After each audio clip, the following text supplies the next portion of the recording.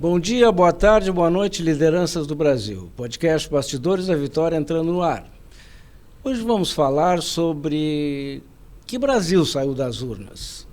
Eleições, eleitos, votos, consequências das escolhas, democracia, sufrágio, bastidores, expectativas, realidades, esperanças, o processo. Eu sou Sérgio Zimmermann, arquiteto e consultor. Olá, me chamo Martina Rodrigues, sou advogada e consultora. Nosso convidado de hoje é consultor imobiliário. Está há mais de 40 anos nos bastidores da política.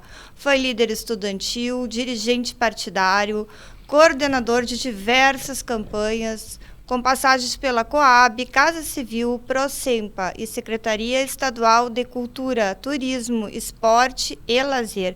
Bem-vindo ao programa, Jaime Pinei. Obrigado, me sinto muito honrado de estar com vocês, amigos queridos, né, de grandes jornadas, né, Sérgio? Né, e a Martina também, já passamos algumas broncas juntos, né, Martina? De arrepiar. Né, mas estou aqui, né? Vamos ver se a gente consegue passar alguma coisa, né, e atender a chamada de vocês aí a contento. Tá? Jaime, eu queria começar perguntando assim, né, bem objetivamente, assim, na tua opinião, né, que Brasil saíram das urnas de 2022? Bom, Sérgio, assim, para te entender como é que o Brasil que saiu das urnas, ou a cidade que saiu da urna, né, nós temos que entender como é que nós entramos na campanha eleitoral. Né? Assim, em muito poucas palavras, tá? Nós, né, o Brasil, desde 1989, tá, quando houve a redemocratização, a primeira eleição para presidente da República, né, lá naquele momento a gente já trouxe uma doença fatal para a política brasileira, tá? Que é uma herança, né? Vocês pararam para ver, assim, é realmente uma herança histórica que nós temos, né? Que é a tal da personalização. Perfeito. Da eleição. Uhum. Né? Então, assim, ninguém vota em programa, ninguém vota em proposta, né? Você vota no candidato. Quer dizer, tu vota no Collor. Pô, o Brasil votou no Collor. Uhum. O Collor não tinha partido, lembra? O Brasil votou no Collor. Eu votei nele no segundo turno. Eu também, não posso dizer que não. No primeiro eu votei no Caiado. No primeiro eu votei no Dr. Ulisses Guimarães, né, sim, por uma também. total convicção partidária, né, e até do projeto de Brasil que se tinha. Desde lá, desde o Dr. Ulisses, que a gente corre atrás de um projeto de nação. Tá? Que em todo esse tempo, em absolutamente toda a minha vida política, que não é pouca, tá? A única vez que eu vi alguém defender um plano de nação foi o Dr. Ulisses, naquela eleição que ele fez 5%. Né? Tá? Mas a personificação, entende? Assim, você vota no retrato, né? Você não vota no projeto. Isso vem desde sempre. Se tu pegar para pensar assim, do Getúlio para cá. Né? Entende? Tudo é sempre... tanto que o Getúlio foi ditador, né? Foi corrido do poder, daí a 2 anos ele volta eleito. Uhum. Né? E vamos dizer assim, se naquela época já tivesse o segundo turno, ele não teria segundo turno porque ele teria se elegido no primeiro turno. Tá? Bom, assim, quando nós tivemos o fim do bipartidarismo, tá, que nós deixamos de ser Arena e MDB, e começou a surgir aquele monte de partido, a gente até achou que, bom, agora nós vamos ter propostas, agora nós vamos ter doutrina partidária, né? Porque antes era assim, era o a favor e o contra. Então, tu não tem alternativa, né? Tu não gosta do que está lá, e em algum momento, naquele período, a população brasileira disse, lembra aquela vez que o MDB elegeu 23 dos 25 governadores? Nossa. Numa eleição, o MDB fez isso, demonstrando que a população era contra o que estava acontecendo no Brasil, que também não vale a pena, nem é assunto da nossa conversa de hoje, né? Mas olha, não gosto disso, quero outra coisa. E tá. Depois, na outra eleição, virou. Né? A Arena fez mais de 50% dos governadores do Brasil. Tá? Não aconteceu isso. Não aconteceu isso, continuou. Porque aí entra um fenômeno da política brasileira, já no, né? Que entra o seu... Esse que tem um defeito na mão aí, né? Ele entra no quadro. Muito aqui na plataforma YouTube. Temos que cuidar. Não, por isso que ele entra no quadro nacional e desde lá, né, ele vem concorrendo. Ele é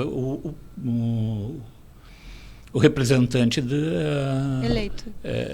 O representante da esquerda brasileira em todas as disputas. Ele perde muitas das disputas até chegar à presidência da República e coisa, e instalar. Mas o problema é que esse país que nós chegamos até hoje, até essa eleição, né, ele vem fruto desta coisa, desse contrarismo que existia em relação ao governo, do chamado governo militar, né, e essa personificação no proletário brasileiro que é candidato à presidência da República, essa coisa toda, blá, blá, blá, blá, tá? E o aparelhamento do Estado brasileiro, que é outro problema sério do Brasil, tá? É este aparelhamento que nós vivemos e não adianta. Não vão mandar me prender, eu sinto muito, amanhã eu estou preso na Polícia Federal, porque é uma realidade. A própria Polícia Federal também está aparelhada, a gente, né, não vê isso com muita clareza. Tá? Vamos dizer assim, nos anos 2000 agora, tá? Chegando mais perto daqui, tá? Na preparativa do que nós chegamos, né? Nós tivemos muitos incidentes, inclusive com quebra da institucionalidade, que realmente vieram a influir, né, em todo o processo, principalmente nos processos eleitorais, mas com grande influência também nos processos administrativos da nação. Tá? A judicialização da política, que começa logo após o impedimento da Dilma, tá? Gente, assim, isto é uma doença autoimune no Brasil. Porque a justiça passa a comandar os processos no Brasil. E isso vem de longe, vem desde aquela sentença do impedimento da Dilma, em que quebraram a pena. Não, que colocaram um verbo na Constituição, você lembra? Botaram eles verbo ali, sem PEC, e eles botam um verbo. Eles quebraram, porque a pena do impedido perdeu o mandato, tá? E 8 anos de inegibilidade. Sim, a partir dos direitos. Isso, exatamente. Mas não aconteceu. Com a Dilma, não. Não, porque Dilma, tinha... verbo adquirir. Eles botaram o verbo adquirir no artigo, não pode botar um. Né? E aí foi o Lewandowski, né? Que presidiu, ele era o presidente do STF e presidiu o julgamento da Dilma. E ele, porque achou que era uma pena muito grave, né? Ele simplesmente usou um artifício e tirou fora. Não, ela só está impedida, ela vai embora do governo, assume o Itamar. O Itamar não, Sim, o Temer. O Temer, Michel Temer. Não muda muito. Né? Não muda muito. Né? Mas ela, no outro dia, podia ser convidada para ser ministra, ser o que fosse, porque ela não estava impedida de assumir cargos públicos. Tá? Aí, depois disso, né, quando começa essa coisa, aí a justiça se sente no direito de influir nos processos, até nos eleitorais. Né? A gente viu na última eleição presidencial o horror que foi, né? Tá? Decisões, assim, uma ministra dizer, olha, eu sou contra a censura, mas nesse caso eu vou deixar passar. Mas que é isso, gente? Eu sei que é inconstitucional, mas nesse caso eu deixo passar. Eu vou deixar, entende?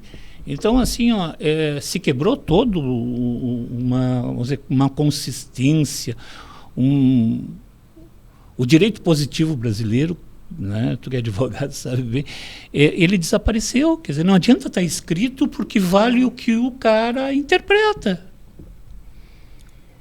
Lá ele disse, não pode. Bom, não pode naquele caso. Nesse caso, pode. Eu acho que pode, vai ser poder.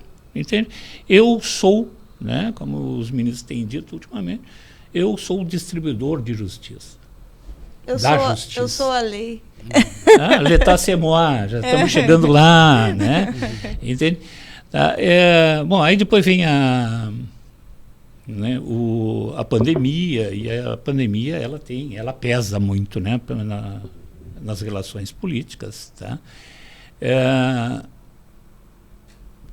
Como o STF estava atuando como quase um poder moderador, tá? Ele nesse momento ele assume o destino do país, né? Ele tira fora o presidente da República, o presidente não, né? A União, ele tira fora a União da administração da pandemia e passa para os estados e municípios, mas com a obrigação da pandemia custear, da União custear a pandemia, né? Isso é uma decisão administrativa sem competência nenhuma do Superior Tribunal Federal, né? Mas eles inventam e todas essas coisas acontecem, né? Aí vem aquela CPI paroquial e plenamente circense, né? Porque só serviu o país, porque o relatório daquilo, me parece que a Procuradoria-Geral da União botou no banheiro, né? Para o devido uso, tá? As investigações, ninguém investigou as fraudes de aquisição de equipamento naquela época, envolvendo até segundo, né, correm algumas coisas aí, até um atual ministro do Supremo. Uhum. Na época, né, esteve envolvido naquelas compras, aquela coisa toda, né? Simplesmente deram um canetaço, não se investiga, e não investigaram, e o problema é do povo, não é deles, né? A mídia. A mídia supera o Ministério Público. É verdade. Porque o Ministério Público até então era o quarto poder da República, né? Sim. E a mídia tira fora o Ministério Público, né? Eu estou acima disso. E passa a ser a grande opositora, né? A mídia comprometida, a extrema mídia, como está sendo chamada atualmente, né? Ela se reveste desse poder que ela nunca teve, mas deixar, e isso em política sabe bem disso, né? Política é espaço vazio, é ocupado rapidamente, né? E com competência ou não competência, a única coisa que eu posso dizer para vocês assim, com muita fake news, Sim. né? Eles terminaram assumindo essa quarta posição no mando da República, tá?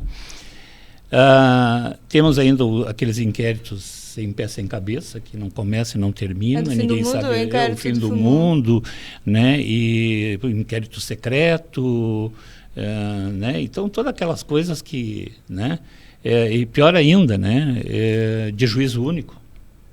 Sim. De juízo único. Isso é totalmente inconstitucional. É totalmente inconstitucional. Na Idade Média acontecia bastante. O Torquemada, né? O Torquemada eu acho que ele reencarnou no Brasil. Até a figura é parecida. Até a figura é parecida, tá? Bom, aí tem coisas assim que surgem, né? Que complicam toda a história do Brasil e implicam na justiça eleitoral, tá? É assim, o fim da coisa julgada, né? Sim. Que o Supremo disse, olha, tudo bem, o processo terminou, transitou em julgado, mas se alguém reclamar e vier com uma tese nova, eu julgo de novo. Né? Então, isso é talvez um dos maiores horrores que possa se... Né? Isso tu tira a segurança jurídica de absolutamente tudo, né? Tá? A lei já não vale mais nada, né? Porque a lei não adianta o Congresso aprovar a lei se o Supremo não quiser, ela não entra em vigor, né? Eles fazem lá um bilhetinho e já entra a decisão deles entra em vigor, né? Mesmo que, tá?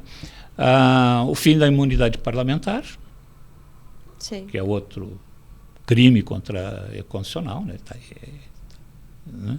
E ninguém faz nada, né? Essas investigações Fischer-Peterson, né? Que, tá? A perseguição política policialesca, né? É terrível, né? Todos os dias a gente vê como é que chamava a princesa do deserto, aquela lá, Camila, por exemplo, batendo na porta de alguém, né?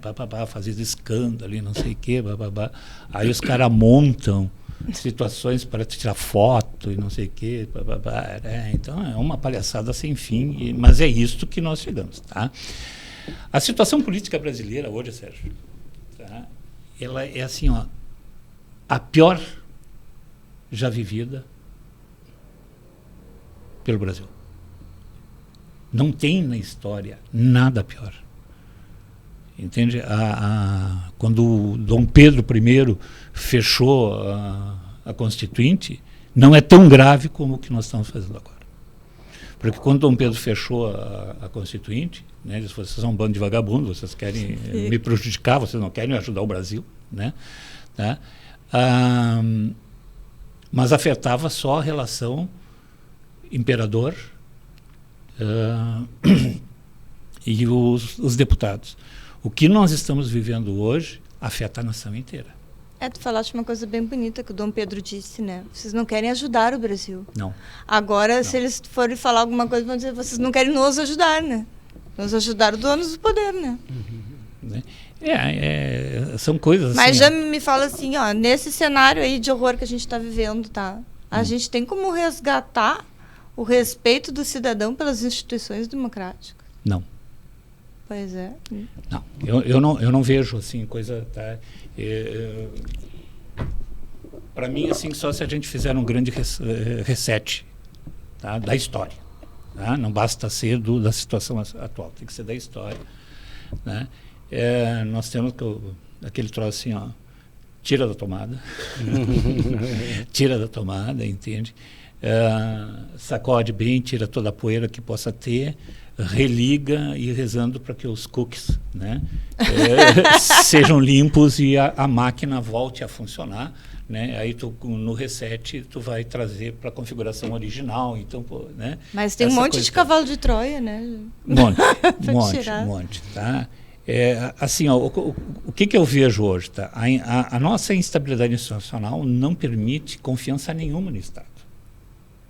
Ninguém mais confia. Nem ele, Estado, confia nele. Tanto que os caras até agora não conseguiram apresentar um corte de despesa, gente. Os caras estão trabalhando há 6 meses e não conseguiram.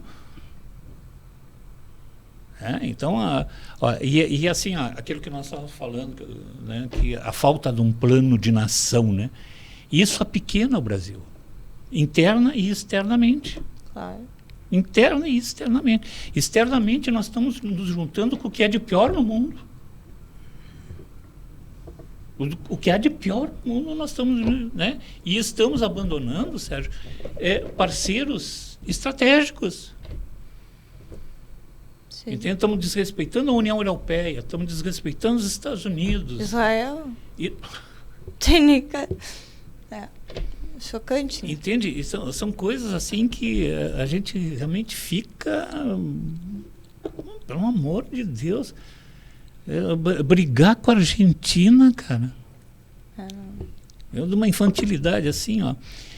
E eu vou deixar uma frasezinha assim para vocês entenderem o meu sentimento em relação a isso, tá? Internamente, a interferência dos poderes entre eles, tá? Assim, ó, acabaram com a representação popular. Tá? Hoje, né, eu posso dizer que o Congresso Nacional está resumido um feudo servil de interesses do Executivo, tá? E um gueto amedrontado pela Inquisição Judicial. Perfeito. Esta é a avaliação que eu faço do Brasil nesse momento. E foi assim que nós chegamos nessa eleição, Sérgio. Foi exatamente assim, entende? É um país pequeno, a representação popular é diminuída, desrespeitada, quer dizer, prende um deputado dentro da Casa Legislativa, processa um deputado por uso na tribuna, esquecem de tirar a tornozeleira de deputado solto. E os outros deputados não fazem nada. Os outros, quer dizer... Não, aprovaram a prisão do colega. Aprovaram. Então Essas coisas que não têm cabimento, né? Por isso que hoje, realmente, gente, né? Ninguém acredita mais. Então, em 2024, Sérgio, nós fomos votar em 2 turnos sem certeza do que ia acontecer com o voto de cada um de nós. Então, a descrença é muito grande. Tá? Depois nós vamos falar um pouco sobre abstenção e onde vamos voltar a falar nessa coisa. Isso aí. Jaime, uma ala dita conservadora e liberal e outra progressista e de esquerda. Essa divisão se refletiu nas urnas, nas ruas, nas redes. Será isto a base da erosão da coesão nacional? Sérgio, assim, ó, o resultado global, tá? O resultado Brasil, tá? Ele mostra uma coisa um pouco diferente. Tá? O que ele mostra? O muro venceu. Profundo. O muro venceu. Tá? Mas isso tem uma mensagem. Tá? O PSD do Kassab, né, ele fez a maioria dos prefeitos, tá? Depois, logo em seguida, vem o MDB e vem o PP. Na eleição de vereadores, Sérgio, o muro continua vencendo, mas agora o MDB, né, com maior número de vereadores, maior número de eleitores e maior contingente eleitoral a ser governado pelo MDB. Tá? O MDB talvez tenha sido o grande vencedor dessa eleição. Tá? Ele cresce no cenário político nacional, né, nos municípios. Está chamando de vitória do muro? Vitória do muro. Essa é a grande vitória do muro. Tá? Se tu vai comparar, comparar com o resultado do PT e do PL, tá? Os dois saem relativamente mal. Né? Como é que eu digo mal? Né? Mal pelo potencial, né, que eles têm, afinal de contas, a polarização da disputa se dá entre Jair Bolsonaro e Lula, indiscutível. Essa é a disputa que ainda está no ar, né? Entende? E o PT perdeu praticamente a metade dos prefeitos que tinha, perdeu um monte de vereador também. Tá? O PL cresce, tanto para prefeito como para vereadores. Como o PL é um partido relativamente novo, né, na estrutura atual, tá? Porque o PL tem um histórico para trás. Mas tu não compara o PL de lá com o PL de cá. Tá? Então, assim, o PL é um partido relativamente novo, acho que pode ser considerado até um vencedor, né, um vitorioso nesse processo, e coisa. Ele cresceu muito. Ele cresceu assim 1.500%. Né? Então, poderia. Enquanto o opositor se resume, né? Se fecha. Então, o PL poderia ser considerado. Mas, pelos resultados, ele ainda não está colocado em nível nacional no tamanho do MDB, do PSD, o próprio PP, que eu pensava que estava meio fim de carreira, mas o PP deu uma sobrevivida boa. Então, né, vamos tocar essa coisa aí. Tá? Mas nós precisamos também analisar aquelas situações do descolamento das candidaturas majoritárias e das candidaturas proporcionais. Tá? Houve um descolamento muito grande disso. Tá? Claro que isso, né, Sérgio, é a personalização das candidaturas. Tá? Sim, pessoas são maiores que os partidos. Isso. Né? Essa era uma briga grande que nós tínhamos. Né? Tá? Porto Alegre é um grande exemplo disso. Tá? O Melo se elegeu por ele. Né? Mas o Melo faz 50% da votação válida no primeiro turno e elegeu um vereador da sigla. Alguém pode ficar chateado com o que eu vou dizer, mas, né, quando tu está fazendo uma análise, tu tem que levar em consideração tudo. Os outros dois que se elegeram pelo MDB alugaram A sigla, né? Claro. Ninguém Sim, vem me dizer, não ninguém tinha vem me história, dizer né? que nem ela, nem... Né, Sim, a legenda ajuda a eleger, né? A gente sabe disso, vota na legenda, então ajuda. A gente precisa ter o cavalo corredor ali, precisa...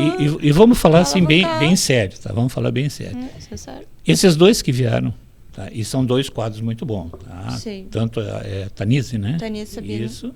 E o Fleck. Tá? O Fleck, então, tu conhece o Fleck, né? Excepcional. Mas só que assim, ó, o Fleck e a Tanise trouxeram a estrutura de campanha deles de fora. Perfeito. Certo? E esse pessoal que veio com o Fleck e que veio com a Tanise fizeram aquelas campanhas que a gente sempre comentou, que é a campanha quase de majoritário. Então, aquele grupo do antigo PTB, tá, que veio junto com o Fleck, se dedicou ao Fleck. Óbvio. Certo? Se dedicou ao Fleck. Tá? O pessoal que veio do Tanise era o Cidadania, Solidariedade. Não, Solidariedade, né? Não é acho que era o Cidadania. PTB que ela era. PTB. Também? PTB. Também é Não, PTB. ele é PDT. Eu acho. Ele é PDT, ele era do Mauro Zacher, né? É do Zacher, isso. Então é Tá? PDT, Então, e ela era do isso, PTB. tá? E ela fez a mesma coisa. O resultado, os dois se elegeram. Tá? E mais ainda, gente, assim, ó, o Melo, a gente vê como descolou totalmente das campanhas.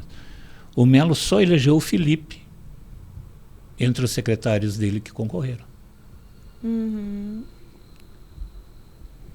Então as pessoas dizem, não, o Melo foi eleito, né, pelo governo que fez. Eu tenho dúvida disso.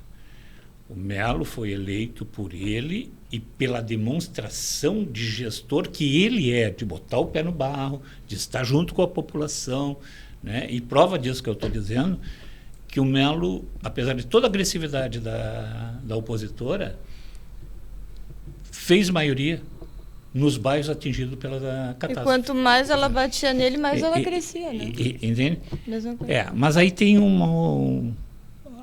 né, que não vamos, né, tirar nenhum mérito de ninguém, tá? Mas o Melo se elegeu por ele. Por ele, Tá? com certeza. Tu vai levar em consideração que a Maria do Rosário conseguiu um recorde. Ela conseguiu ser... Ela não teria como se eleger mesmo concorrendo sozinho, porque a rejeição dela passava de 50%. Entende? Ela ia perder para ela mesma. Tá? Essa é uma... Né? E vê bem assim, ó, a Maria do Rosário, com essa alta rejeição, altíssima rejeição, né? A federação dela, porque ela concorreu dentro de uma federação, né? A federação fez as duas maiores bancadas da Câmara. Pois é. Onde fica provado o descolamento das campanhas. A Maria do Rosário, a meu ver, foi abandonada pelo PT, né? Jogaram ela aos leões, aí te vira. Né? Quando viram que não ia dar para juntar a campanha da Maria do Rosário com a campanha do Pimenta para o governo do Estado, né? Que ia ser ruim para todo mundo, né? E eles se mandaram daqui, né, cara? Se mandaram. Eles fizeram aquela palhaçada de... Ministério nomear extraordinário, interventor. Um interventor no Estado em total desrespeito ao governador eleito. Que também, né, ficou calado. Quer dizer, pô... não vamos dizer assim, ó, o que seria de Porto Alegre? O que seria de Porto Alegre na crise se o Melo não tivesse feito o que fez? Mano. Entende? Então, essas coisas assim, eu vi, acompanhei. E o povo respondeu nas urnas, e acho que está se cacifando para ser um próximo governador, né? Mas assim, ó, vamos dizer, o tempo está passando, o Melo entrou numa campanha, foi uma campanha desgastante, aquela coisa toda, agora está numa transição, ele criou a transição de governo, que eu acho até bom, até porque ele está dizendo é um novo governo. Sim. Né? Um novo governo. Mas assim, ó, nós estamos perdendo tempo num monte de coisa. Qual foi o grande problema, Sérgio, da crise em Porto Alegre? O que faltou para Porto Alegre? Faltaram os protocolos de defesa civil. Porto Alegre não tem protocolo de defesa civil. Sim. Não tem. Não tem. Nós aderimos ao aquele o Consórcio Nacional de Defesa Civil, não sei o que, blá, blá, que tem um regulamento. É um regulamento. Mas assim, nós temos que ter um protocolo, nós temos que saber a cada nível do rio quem tem que ser chamado para, né? Como é que, onde eu vou botar os abrigados. Essas coisas tem que estar tudo pronto, gente. Tem que ser automático. Tem que ser automático, entende? Numa situação dessas aí, é a nossa experiência que vai ter um monte de voluntário. Bom, tem que ter gente preparada para ajudar a organizar os voluntários. Nós não tínhamos, gente. Nós absolutamente não tínhamos. Sim, o povo se virou, né? O povo se virou e assim a gente tem que fazer uma grande homenagem, mas uma grande homenagem mesmo, tá? Aos bombeiros militares e os próprios policiais militares do Rio Grande do Sul, né? Que eles assumiram isso no tempo livre deles, gente. Sim. É verdade. No tempo livre deles. Sim, tinha uns que não voltavam para casa, né? O pessoal não voltava para casa. Entende? Assim, pessoalmente, eu acho que nós estamos muito atrasados já nesta coisa, porque deu a enchente e nós sentimos os problemas. Gente, nós já tínhamos que estar com os protocolos tudo pronto. É impossível. Podemos ter uma outra enchente daqui a pouco. E aí? Vamos usar a nossa experiência agora? Qual é a nossa experiência? É um povo desorganizado que salvou vida. Essa é a experiência que nós levamos. Então, tem muita coisa boa, tem realmente muita coisa boa que aconteceu nisso tudo, tá? Mas, Sérgio, estas alas conservadoras, Sérgio, e essas alas progressistas, cara, isso o que eu vejo assim, tá? O resultado da eleição municipal, né? O povo torrou. O povo não quer mais esse tipo de coisa, essas agressividades, essa coisa. A esquerda brasileira, por ser da cultura dela, esse tipo de campanha, esse tipo de falta de responsabilidade, de comprometimento com o país, né? Os caras não aguentam mais. O povo não aguenta mais, entende? Agora tu pega assim uma direita que tem, né, tá em franco crescimento. Não podemos negar isso. Nossa, tá? em todo o Brasil. E o que nós temos hoje assim como grande baluarte disso, como realmente grande baluarte disso, é o governador de São Paulo. Né?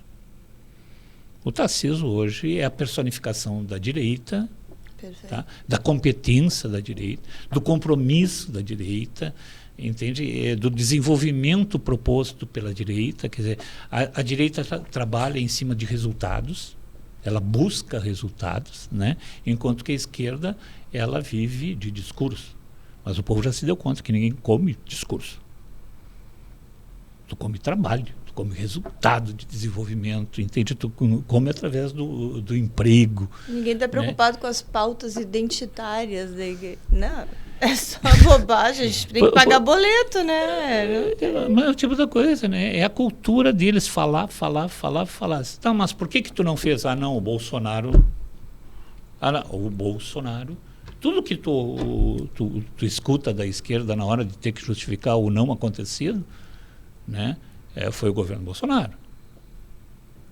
Entende? Então ninguém mais acredita nisso, tá?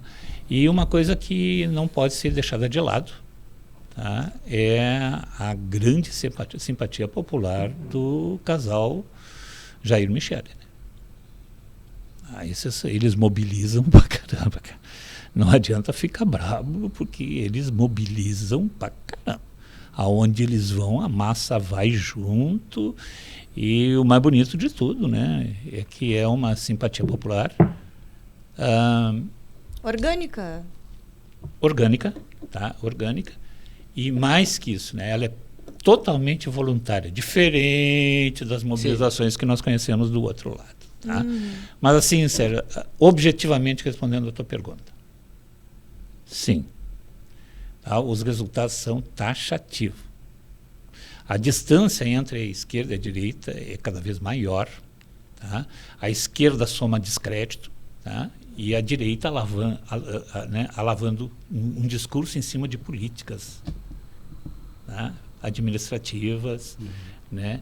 E de gestão, principalmente de gestão. A direita brasileira tem mostrado isso, tem capacidade de gestão, vê o crescimento do agronegócio no período, né? Essa coisa toda. Então, assim, o recado das urnas está indo. Há necessidade de uma união do país? Há. Tá? E é um pedido do povo, porque quem venceu foi o muro. Perfeito. É verdade. Certo? Gostei. Tu tá quase falando daquela série que dá no Netflix. Não é que dá no Netflix, tem os filmes, aquele Divergentes. É uma trilogia, É uma trilogia, né? é uma trilogia. Muito Tá? bom. Então a gente tem que ter muita atenção a isso, tá? Porque isso é um pedido de socorro, gente. É um pedido de socorro, é um pedido de paz, é um pedido de harmonia. Ninguém mais aguenta esse tipo de coisa, tá?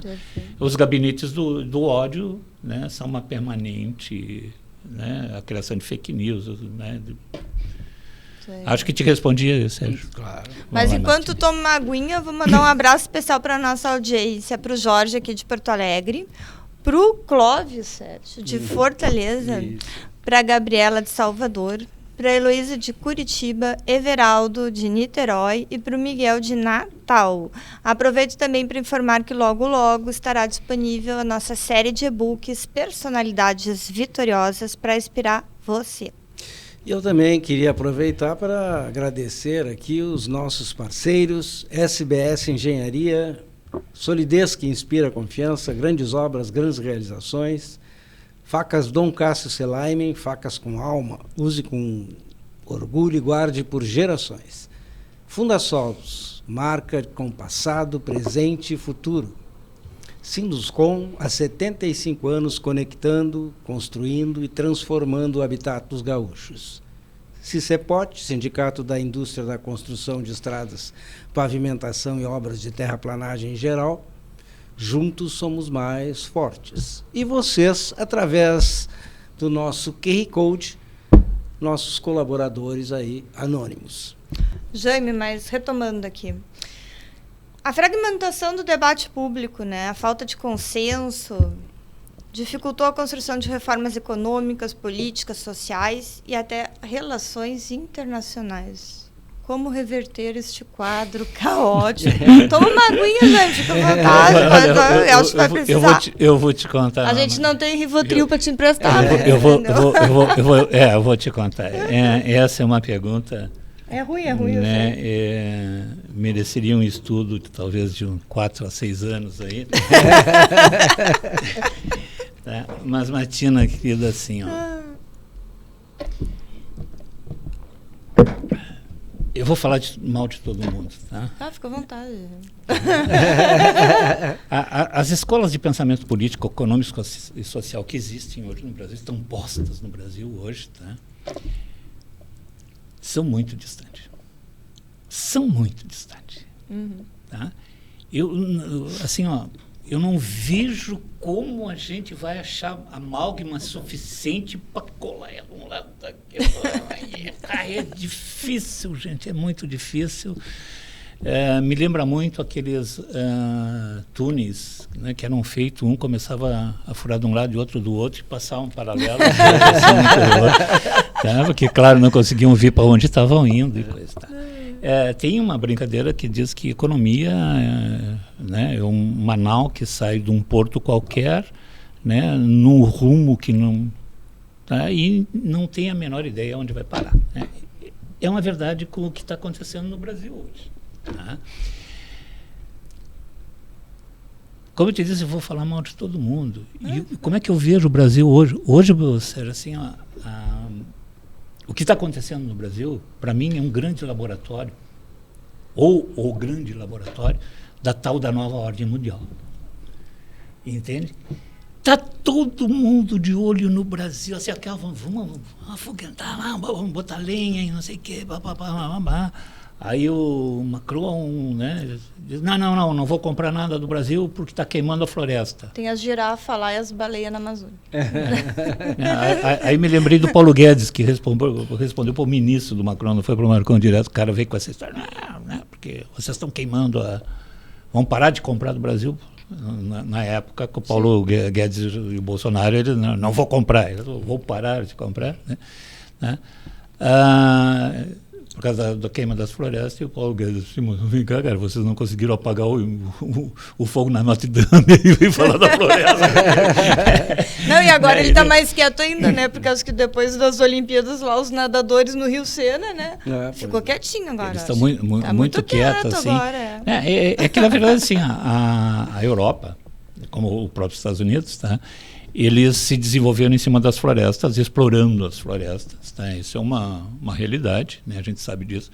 A Europa está depenada, né? Entende? A grande floresta americana, que era aquela floresta do Mississippi lá, totalmente depenada, né? Entende? Bom, mas agora a Amazônia tem que sustentar o mundo. Bom, ok, né? Eu sustento o mundo, dou oxigênio para o mundo, mas paga por isso. Entende? Mas não fazer como uma certa autoridade brasileira dizendo que se o Brasil for invadido, ele entrega a parte invadida. É complicado. Né? Entende? Complicado. Aí tu tira as Forças Armadas do Calha Norte. Essa aí foi de lascar, né? Entende? Então não sei se vai meio ter outra, complicado. né? Porque, nossa. Eu tenho amigos militares que não confundo uma coisa com a outra. Não, como que eu não confundo? Se eu tiro uma missão de uma unidade militar, eu diminuo essa unidade real, né? Foi o que fizeram com as Forças Armadas no contexto maior. Todas saíram do Calha Norte. Quer dizer, nós estamos com o lado de cima do Rio Amazonas? A descoberto. Total. Quem vai responder é o IBAMA? Chega. A Polícia Federal? Esqueci o lencinho Kleenex hoje. Não, mas é verdade. Estão brincando conosco com essa coisa assim. Mas não pense que esses caras que estão apostando na nova ordem mundial e estão nos fazendo de laboratório aqui, dão força para esse governo. Aí não, faz bastante, que papel higiênico e descarga tem. Né? Mas eles não estão de bonzinho. Eles não querem saber o resultado disso. Eles querem explorar a Amazônia, eles querem explorar os minerais brasileiros. A Amazônia Azul. Entende? Então, assim, nós, Brasil, hoje somos o único país autossustentável no que diz respeito à sobrevivência humana. Nós temos água, nós temos agricultura, nós temos riquezas minerais, nós temos petróleo, nós temos. É verdade. Certo? E essa gente quer globalizar o Brasil? Não. É hora de nós dizermos assim, vamos globalizar o tesouro de vocês. Devolve para nós. Vamos começar a devolver o que era nosso, entende? Tá? Vamos buscar, Dona França, mãe da democracia, né? É assim que eles se dizem. Tem colônia até hoje. Daí quando tu fala isso, eles mudam o assunto. Que bonitinho, seu Macron. O senhor tira ainda quase 45% da riqueza francesa das colônias. Pois é. Uhum. Agora tão brabo, né? Níger está se independizando, né? Uhum. Tá, e é um problema para a França, porque deixa de receber, né? Mas para o mundo é uma coisa bem interessante, porque eles perdem, a partir da independência, a cidadania francesa e não entram mais livremente na Europa. Perfeito. O que vai mudar a questão dos refugiados. Em pequeno, um país e coisas, mas se começam a se independizar as colônias francesas, ameniza esse problema, né, bem alto isso. Tá? Será que não foi feito de propósito? Sei lá, eu não sei se o grupo do Macron é tão inteligente assim. Bom, gente, o que a gente vê assim, ó, que hoje nós... A gente não sendo preso depois do Não, podcast tudo for ao ar, bem, tudo bem, né? tudo bem. Eu levo É assim. marmita para vocês como advogado, agora se vocês vão levar para mim, já não sei. Então, assim, ó, o que nós temos hoje, tá? É esse grupo, nós temos um grupo que é contra essa globalização interesseira, que seremos nós, né? Cidadãos preocupados com o Brasil, né? Preocupado com o desenvolvimento econômico, administrativo e social por meio do trabalho e políticas públicas sérias apontando para o futuro. Tá? Em contraponto, e é aí que nós vamos presos, tá? Em contraponto, nós temos o grupo, né, dos leitores vorazes das obras dos irmãos Grimm. Lembra dos irmãos Grimm? Da política. Tá? Sim. O pessoal da fábula existe na política também, certo? Então, os irmãos Grimm que eu identifico na política Perfeito. é o tal do Marx. É o tal do Engels, parceirinho do Marx. Certo? Os dois burgueses prussianos, Sérgio. Tá? Um deles, o mais famoso, né? O mais famoso, autor, dizem, do Manifesto Comunista, né? Mas antes de morrer, ele realmente teve duas obras, as duas com o Engels, né? Não tem, que é a Sagrada Família, né? E o primeiro livro do Capital, tá? Onde ele fala a obtenção do capital, aquela coisa, ele faz a crítica ao capitalismo, né? Os outros dois livros do Capital, né, já é assinatura só do Engels, apesar do Engels botar o Marx como autor também, coautor. Eu nunca li em alemão, né, nem em inglês, tá? Mas quem leu tem nos repassado de que o estilo de escrita é diferente. Como essas obras eu li todas traduzindo em português, aí tu não tem como ver o estilo do autor original, aquela coisa toda, então não posso afirmar nada disso, tá? Mas é bem grande essa informação de que seria tipicamente do Engels, tá? E não do Marx, tá? E o último volume já é do século XX, né? O quarto volume, que trabalha a Mó-Valia, né? Tá? Não é de nenhum nem do outro, né? O Turknex, que me lembro o nome dele agora, que ele declara no livro, no prefácio do livro, de que são anotações dos dois, tá? Que ele coletou e fez o quarto livro, tá? Mas assim, ó, são pura fábula, por isso que eu chamo de os irmãos Grimm da política econômica, tá? Os caras só criaram fábula, porque assim, ó, no final do século XX agora, tá? Quando se desfaz a Federação Russa, tá? O que a gente viu? Falência total por dentro, porque né? eles passaram um século, de 17, né, a 92, não é isso? Foi o fim 89, né? 89. Não, 89 foi a Perestroika. 89 foi o... Não, 82, Perestroika. Não, 92. 92. Isso. Tá? O povo soviético, durante um século, não adquiriu nada, continuava na pobreza, continuava subjugado, quer dizer, eles saíram do czarismo, né? Tá?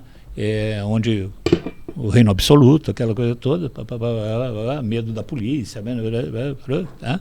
Aí um século depois, em 1992, eles saem e eles estavam pobres, com um governo forte centralizado, com medo da polícia, com medo, a mesma coisa que eles entraram em 17, saíram em 92. E não sabiam o que acontecia no mundo ao redor. Nada. Né? E outra coisa assim, ó, o que a gente viu a partir de 92, 93? O ressurgimento da elite econômica russa. As grandes máfias russas operando no mundo, milionários que a gente não sabe, não tem, imagina nós, né? Eles próprios não têm ideia de quanto dinheiro eles têm, né? Foi riqueza acumulada em cima do trabalho daquela gente que saiu no mesmo estado que estava em 1917. Tá? Então, para mim, assim, é fábula atrás da fábula. tá?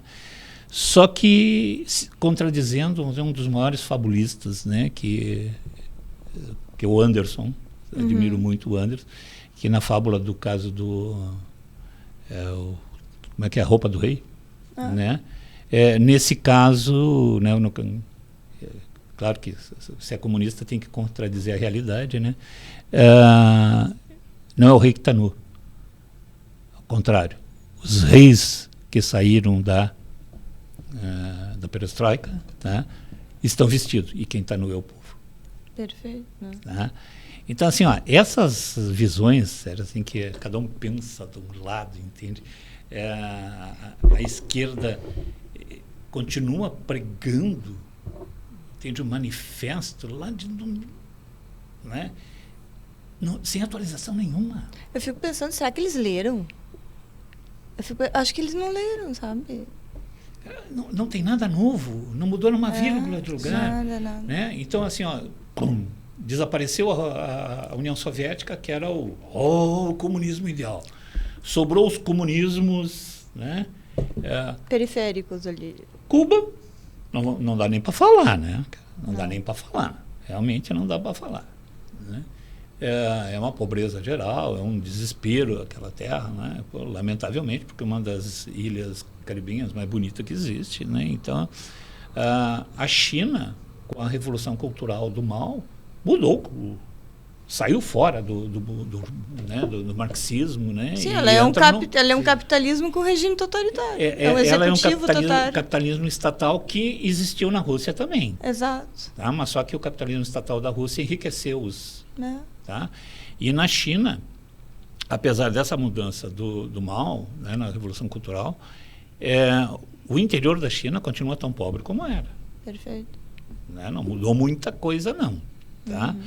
Aí tu tem a Coreia do Norte, que ele ainda não sabe qual é o comunismo dele, então imagina... Né? Imagina se a gente vai... Não dá assim. Tá? Então, assim, ó, tu me perguntou se tem saída. Claro, é o reset, né? Mas não dá para devolver para os dinossauros, pode ser um reset mais para agora. Pode, assim. Pode, mas assim, uma coisa que seja pós-Getúlio. Tá?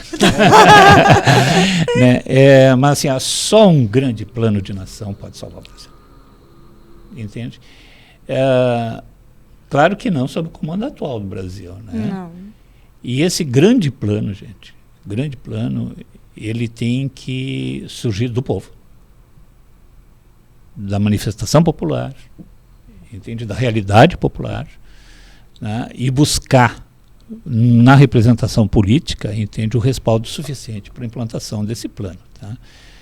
Porque hoje, como nós estamos, o fundo do nosso poço é cada vez mais fundo. Mas né? eu acho a gente está impressionado com a capacidade do poço. Eu acho que o poço tem subsolo, Jaime, no Brasil. Sim, no Brasil porque tem. Como é que a gente vai fazer uma manifestação popular hoje, depois daquela manifestação? Eu não faço. Ainda mais depois do último plano diretor de Porto Alegre, aí, que tu pode comprar índice, né, para fazer subsolo, então ficou uma barbada. No Brasil o poço tem subsolo. Não acredito, sabe? Realmente não conseguimos chegar no fundo do poço ainda. E por que não se chega no fundo do poço, Martina? Esse país é muito rico. O Brasil tem dinheiro. O Brasil tem duas grandes riquezas. Tá? Uma são as riquezas naturais do Brasil, tão apregoadas, tá? E a outra riqueza que, gente, é a maravilha das maravilhas, é esse povo. Povo criativo. Povo altamente criativo e um povo resiliente. Por sua própria conta, né? Ele é resiliente por sua conta. Ele cria soluções. O que a gente viu na enchente agora, cara, é a coisa mais impressionante que tem. O bombeiros, e eu conversei com 2 oficiais bombeiros que atuaram em Mariana. Quando eles chegaram, eles são mineiros, os 2 bombeiros, quando eles chegaram aqui para ajudar, eles ficaram assim, maravilhados. Que o povo, ele perguntava quem é aquele povo, aquele grupo, povo. Cara, ele perguntava, e nós, os nossos parceiros, Gente, a gente está tentando ajudar o povo, porque o povo tomou conta da situação. Então, não, eu vou te dar um depoimento bem breve. Assim, eu comentei isso com o Sérgio na época. Em vários lugares eu cheguei para ajudar e disseram assim, não, a gente já está com 3 turnos de revezamento, mas tu vai num lugar tal que tu consegue. Quem é que está organizando? Não, é a gente aqui, não tem ninguém assim, sabe? Então eles iam pro lugar, o povo, literalmente, e se organizavam. Se auto-organizavam. E tocava, foi uma coisa sensacional. assim, a gente está mais ou menos nesse meio, conhece as pessoas e é procurado, em situações dessas a gente é procurado. Tá? Eu fui procurado umas 3, 4 vezes aí para... Né? E um era assim, ó, eu tenho condição de fornecer 250 marmitas, quentinha, né, ele chamou, né, quentinhas, na hora da janta. Eu só preciso saber levar para onde. Tá? Aí eu fiz os meus contatos e coisas. Né? Gente, eu não conseguia para quem entregar, porque todos os lugares tinham já coisa. Tá? Aí uma amiga minha abriu um abrigo. Né? E no segundo dia ela já estava com 300 pessoas. Mas os restaurantes... Aí nós conseguimos, passamos para ela, né? Aquela coisa os restaurantes ali, por exemplo, tá, que a gente grava em Porto Alegre, tá, gente? Então, os restaurantes ficavam ali na rua ficam na rua 24 de outubro, na avenida. Né? Eu moro perto. Várias vezes eu passei ali, o pessoal caminhando com panelas, literalmente aquelas panelas de exército, eles estavam fechados, não podiam abrir, porque muitos trabalhadores do restaurante tinham sido atingidos, e eles, os que podiam ir, eles mantiveram fechado o restaurante só para fazer marmitas o tempo inteiro. Então foi sensacional.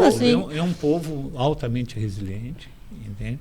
Altamente resiliente. As nossas cidades, os nossos conglomerados urbanos, como os urbanistas gostam de chamar, né, não são resilientes. Não são. Porto Alegre não é resiliente, está longe de ser resiliente. Entende? Você vê assim, ó, nós enfrentamos uma enchente e nós não tínhamos protocolo para manutenção do abastecimento de água. Tá? Nós não tínhamos protocolo para manutenção da energia elétrica em Porto Alegre. Esse é um problema sério que nós temos em Porto Alegre. Nós temos uma entrada de energia elétrica em Porto Alegre. Jaime, outra consequência assim, dessa polarização, né, é o afetamento da governança, né, trazendo uma instabilidade institucional, desconfiança dos mercados e dos investidores, uma verdadeira guerra de narrativas aí, né? Seria isto, assim, essa guerra de narrativas, assim, o terreno fértil para essa proliferação de fake news que nós temos aí? Bom, Sérgio, começa assim, que tem um dos grupos, que é o grupo que está governando hoje, tá? Que é da cultura dele criar narrativa. Aí ele não tem consistência laboral, né? Tá? Então ele traz permanentemente narrativas. Tá? E normalmente, Sérgio, são narrativas contrárias, né, aos opositores, né? Então o opositor está errado e eles estão certos, mesmo que eles não estejam cumprindo com absolutamente nada, né? Estejam até atrapalhando que as coisas aconteçam corretamente no país, tá? Mas é da cultura deles. Tá? A propagação do ódio, né? E é o pior ódio, porque é o ódio social, né?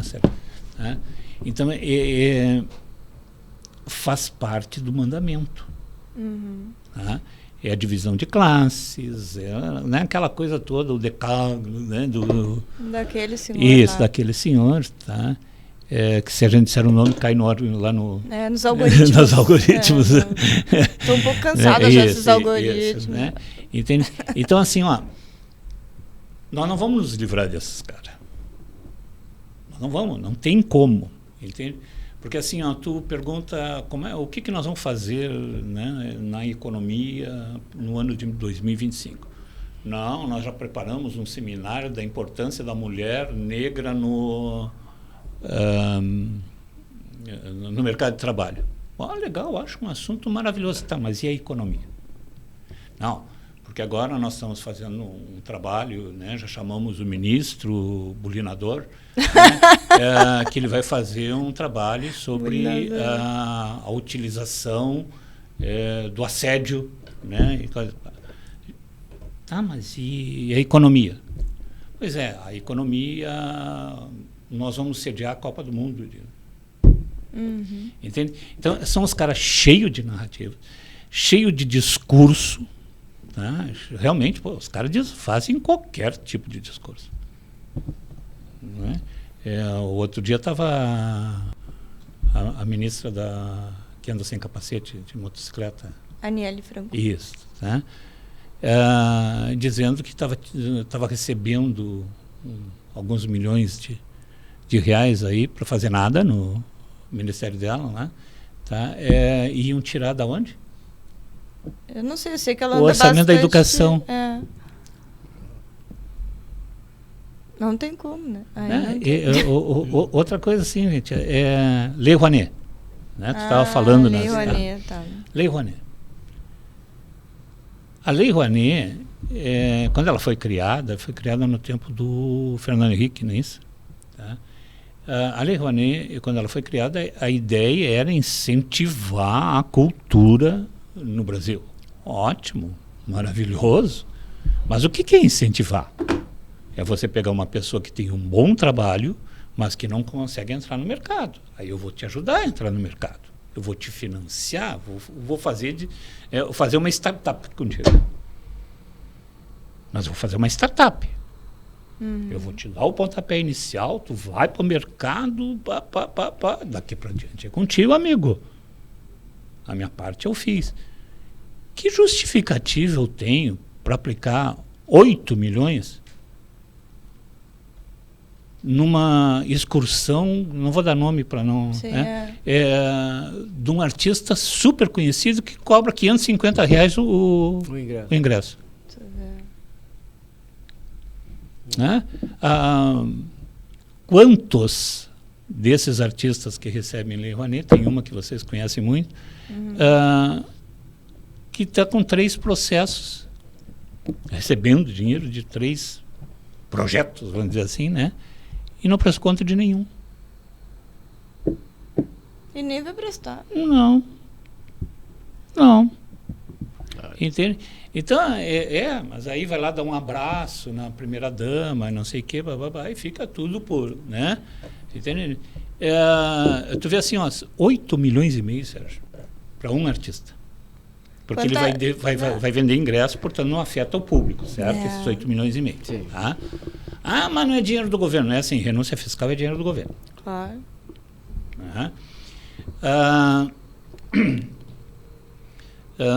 Se eu pegar esses 8 milhões e meio e investir no esporte olímpico, olha o retorno que eu tenho. 8 milhões e meio, Sérgio, para um ano de patrocínio ou de manutenção de atleta olímpico. Olha quantas pessoas... As Rebecas Andrade do Brasil. Entende esse troço todo? Não, vou investir no mesmo artista que eu invisto todos os meses, praticamente. Então, tu me perguntou sobre a influência na gestão. Tu quer coisa pior que isso? Coisas assim que podem ser mudadas por uma votação simples no Congresso Nacional. Ninguém se mexe porque os interesses são tantos. Entende? Aí o presidente do Congresso senta em cima de matéria, né? E aí tu vê, sério, uma outra coisa assim que, né, dentro dessa pergunta, do tema que tu fez, tem correndo aí uma crítica, né, da direita não tão direita, né? A direita mais MDB, assim, tá? Porque o Jair Bolsonaro está orientando o voto lá em São Paulo? Não, para presidente da Câmara é o Heitor Mota, né? Mota. Isso, o Mota, tá? E no Alcolumbre. Sim. Isso é uma barbaridade, não sei o que, barbaridade. Primeiro, as pessoas não têm o menor conhecimento do que é a vida parlamentar. O parlamento é exatamente isso. Você sentar, conversar, negociar. Parlar e chegar a um consenso das coisas. Ah, mas ele é inimigo do país. Gente, não é ele. Porque ele se articulou e ele vai ser o presidente. Com o meu voto, ele vai ser presidente. Ele já comprou os votos suficientes para isso, né? Mas se não votar nele, eu fico sem comissões.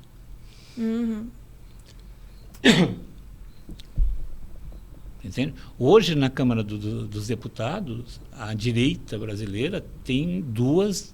Uma é né, a maior e a mais importante, que é a Comissão de Justiça. E a segunda é a da educação, gente. Estão na mão da direita. Por quê? Por negociaram, votaram no Arthur Lima, votaram no Pacheco, essa coisa toda. É assim que se faz política, é ocupando espaço. Eu não posso chegar na presidência da casa e ter todos os cargos, isso eu queria. Primeiro, se eu fizer isso, já é absolutismo. Aí já não, né, não tem mais democracia dentro do parlamento. Aí o parlamento só pode funcionar com democracia, com equilíbrio, senão não tem. O que a gente vê quando foge o equilíbrio? E vou te dar o exemplo da Comissão de Educação, onde tem acontecido os piores desequilíbrios, né, hoje, durante sessões. O pessoal do atual governo agride o tempo todo o presidente da comissão. Por quê? Porque o presidente da comissão não botou ninguém deles na mesa diretora da comissão. Os caras não negociaram com ele, os caras foram contra ele, votaram contra ele, então estão fora da mesa. Natural isso. Entende? Então, mas não pode funcionar assim, tá, Martina? Não pode. O parlamento não pode funcionar assim. O parlamento tem que ser uma casa de consenso, de grandes... Né? Nós temos que aprender muito com o parlamento inglês, né? Eu acho que o maior parlamentar da história britânica, né, foi o Churchill. Tenho uma admiração muito grande por todos os Em breve será o nosso primeiro volume dos nossos e-books da série Personalidades Vitoriosas. Tenha certeza de que estarei atentamente lendo, porque eu admiro muito o trabalho dele, porque é um cara que, assim, ó, ele foi... como é que eu vou dizer assim? Ó? Ele sofreu, mas ele voltou. Não, mas ele, enquanto, não só enquanto primeiro-ministro, tá? Enquanto representante, os discursos que ele fazia, entende? As articulações que ele fazia. Ele foi não vou dizer o maior político que eu conheci, que teve outros políticos, não enquadro aquilo que tu está pensando, tá? Que eu acho que não vou dar o nome também, mas também não é, entende? Ele está mais para fiscal de obra pronta, né? Medidor de obra, do que realmente um fazedor, tá? Mas é idolatrado, então mas não faz parte das minhas idolatrações. Tá, vamos agora, vamos baixar para o sul aqui, para o Rio Grande de novo. Não estou dizendo que eu vou baixar o nível, estou dizendo que eu vou baixar de Brasília para Porto Alegre. O nível vai permanecer o mesmo. Vou dizer assim, ó, essa é uma visão também um pouco complicada, tá? Porque eu aprendi uma das poucas coisas que aprendi com o Pedro Simon, tá? Foi de que nós podemos ter a visão correta, né? De que estamos em cima, nós não estamos embaixo. Nós somos o primeiro estado do Brasil e não o último. Exato. Não, mas é a questão... Dá uma visão tua aí sobre as eleições municipais. No Rio Grande do Sul? Não, o que tu quiser. Se eu te disser assim, ó, Rio Grande do Sul, tá, é um antro. É o quê? Um antro. Um antro. Né?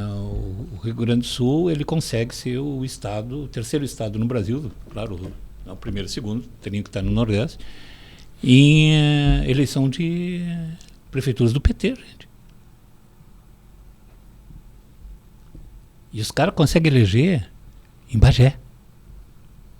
Isso aí foi assustador, né? Bagé. Bagé agropecuária, né? Agropecuária. Mais pecuária, é complicado. Não, mas é o agronegócio. Agronegócio, É o agronegócio. Aí tu consegue eleger um cara do PT. Tem alguma coisa errada nesse estado. Surreal mesmo. Entende? Aí tu elege, com o apoio do PT, um governador do PSD que na primeira eleição se dizia bolsonarista. E o povo acredita. Aí começa a ficar preocupado com o estado mais politizado do Brasil, lembra daquela história, de Carochinha? É outro lá, isso é coisa do legado dos irmãos Grimm.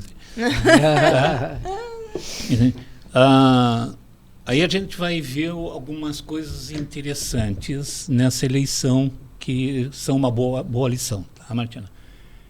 Na região metropolitana, que é uma região tipicamente operária, né, industrial, muita indústria, apesar de Porto Alegre ser tipicamente terceiro setor e coisa, mas na região metropolitana estão as principais indústrias do Rio Grande do Sul.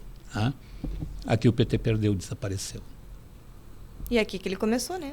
Isso é uma importância sem igual. O PT desaparece, né, na região metropolitana. Tá? Isso é um alerta bem interessante, não só para eles, que eles estão no limiar da porta, sim, é entende? No limiar da porta. O sargento instrutor de salto já está com o pé dentro do saco de farinha. Certo? E está pronto para o salto. Tá? Ele realmente está... É um salto sem paraquedas. Tá? A tendência, se eles não se antenarem para isso, para um retorno àquelas bandeiras iniciais, lembra essa discussão do MDB que nós tínhamos, né? Que se abandonou as principais bandeiras, né? E aí depois ficamos pendurados em narrativas. Tá? E narrativa não funciona. O MDB sabe bem disso e com o PT está acontecendo isso. Tá? Bom, a boa notícia para o Rio Grande do Sul, que a direita cresceu muito no Rio Grande do Sul. Apesar de ainda o PT manter 21 prefeituras. Gente, 21 prefeituras. É incabível, não me entra na cabeça, Sérgio. Não me entra na cabeça. Porque todas elas são do interior, que tem por... que o PP e o MDB eram bem fortes. Não, PP, MDB, mas assim, no interior, além dessa força dos partidos tradicionais, tá, são regiões de produção agrícola. Né? Alguém me alertou aí que muitas dessas cidades, parece que 16 dessas cidades, são área de colônias, né, quase... Daquele movimento... Isso, lavoura, agricultura familiar, aquela coisa toda. Não, né? Mas nós temos que ver o que é isso, né? A gente tem que parar e ver realmente o que é isso, né? Porque as coisas não podem acontecer num estado como o nosso, entende? Sermos recordistas de prefeitura do PT. Eu acho que em Santa Catarina não teve uma prefeitura do PT. Ou teve uma ou duas. Assim, então, e está todo mundo indo para lá. Aonde as cidades pequenas, né, os municípios pequenos, onde você encontra a tal da agricultura familiar, eles realmente têm, né? Agora, assim, Bagé, gente, Bagé tem aquele escândalo que está na justiça ainda, de um certo ministro que andou comprando arroz e não pagando. Está na justiça. Não sei se ele é culpado, se ele não é culpado e coisa, mas foi acontecer em Bagé. Sim. Como é que os caras... Mas isso não chega no povo, né? Infelizmente, não chega. O povo esquece rápido dessas coisas. Então, Martina, o grande segredo de uma campanha eleitoral, o grande segredo de uma campanha eleitoral é tu te comunicar. Tá? Então, quando tu não consegue te comunicar... Não entra na política. Não entra. Não entra na política e tu vai perder. Vai perder. Né? Perfeito. Então, lembra, nós tivemos sérias discussões sobre isso, né? Alertando os candidatos que vem cá, cara, tu não está dizendo nada com nada. Tu não está dizendo. Né? Tudo que tu diz e não atinge o público é contra ti, é ocupação de espaço. Né? Entende? Então, quando não se sabe, eu digo isso, tá? Toda vez. Né? As pessoas, como é que vocês perderam? Incompetência. Nós só perdemos uma campanha, né? Se perde uma eleição por incompetência. Porque eu costumo dizer, Martina, assim, que na hora de votar, né, na hora de decidir o voto, o eleitor é como se tu estivesse entrando naquele corredor do supermercado, onde estão os saponáceos, estão não sei o que é aquele cheiro desgraçado, tá? Então, é mal cheiroso. A política é mal cheirosa. Sim. Tá? Então, quando tu vai comprar o saponáceo, tu tem que entrar ali sabendo qual é o saponáceo que tu vai pegar, para ter tempo de trancar a respiração e ir lá pegar. Tá? E como é que tu te identifica? Como é que tu vai saber que aquele saponáceo é pela embalagem, pela cor, pela comunicação? Tá? Então, se tu entrar no corredor do saponáceo e não souber qual é o saponáceo, tu for escolher, tu vai terminar escolhendo, de repente, assim, ó, pelo cheiro, pelo momento desagradável que tu está passando, entende? Tu vai olhar o mais barato. Tá? E aí tu vai comprar e tu vai votar no menos pior. Certo? É isso. Então, a campanha, ela tem que ser muito bem dirigida, muito bem comunicada, tá? Para que tu consiga passar a tua mensagem, entende? E mais ainda, tu consiga passar aquilo que impediria o candidato, sem ofender o outro candidato, dar conhecimento ao eleitorado, entende? Do tipo de pessoa que é o outro. Mas tem que ser bem feito. Porque se tu disser com raiva, tu perdeu o voto. Perfeito. É isso aí. Eu te respondi? Perfeito. É isso aí. Jaime, e quais os principais desafios dos entes públicos eleitos agora em 2024? Vocês também resolveram deixar por fim. Resolveram deixar por fim. Tá? Sérgio, como é que eu vou te falar assim? O que é que... Como é que nós vamos batalhar por um futuro nesse Brasil? Desafio é ser político. Sim. Desafio esse é o primeiro grande desafio, né? Tu aceitar ser político. Tá? Isso é uma coisa. Normalmente diz, tem que ter veia política. Eu hoje, depois, né, de 71 anos de vida, mais de 40 anos na vida partidária, aí, tá? Eu posso dizer que não. Posso dizer que não. Tu tem que ter alguns talentos para ser político. Né? Um deles é a comunicação, que nós estávamos falando agora há pouco, né? Poder de articulação, entende? Uma pessoa sociável, aquela coisa toda. Né? Mas política não é isso. Política não é isso. Tá? E poderia te dar vários exemplos, entende? De pessoas que saíram da comunicação, se elegeram por ser comunicadores e foram um fracasso na vida política. Tá? Vários. Sim, com certeza. Vários.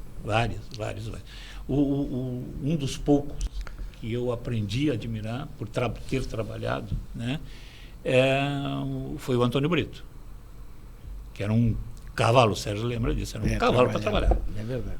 Ele não parava de trabalhar, né? Não parava de trabalhar. E tinha uma visão de futuro muito grande, aquela coisa toda. Ele tinha uma visão de Estado, né? Não vou dizer de nação, mas ele tinha uma visão de Estado. E realmente ele fez um bom trabalho no Rio Grande do Sul, não foi reconhecido até hoje, mas vai ser um dia. Tá? Mas assim, Sérgio, na prática, nós temos que unir a nação. Esse é um desafio do atual quadro político nacional. Tá? E, Sérgio, eu acho que assim, essa pergunta vem no momento certo, porque esse é um trabalho do vereador, não é do deputado. Perfeito. Porque o vereador é o que está perto do povo, entende? É o vereador que se elegeu pela Restinga, vamos dizer, o Vitorino. Professor Vitorino, né?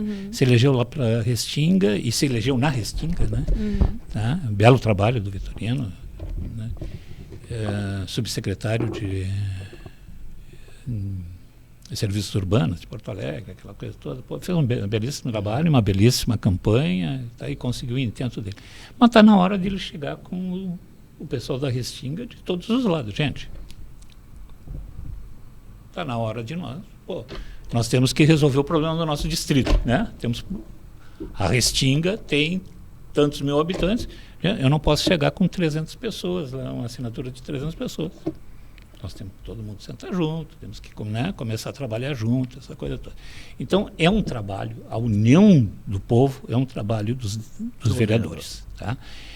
E eu acho que as entidades da sociedade civil organizada têm que cobrar isso.